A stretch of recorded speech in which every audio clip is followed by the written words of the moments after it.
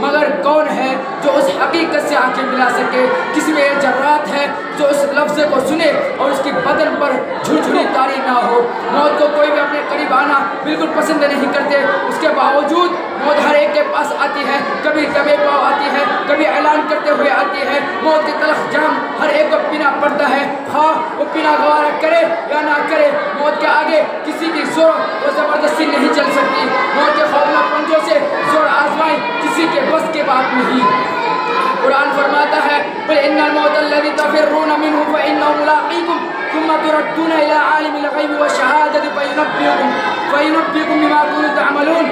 اے نبی آپ فرما دیجئے جس موت سے تم بھاگتے ہو وہ تمہیں آپ پکڑے گی، پھر تم اس رات کی طرف لوٹ جاؤ گے جو ہر پوشیدہ اور ظاہری کو جاننے والا ہے، پھر وہ تم کو تمہارے سب کام بتا دے گی۔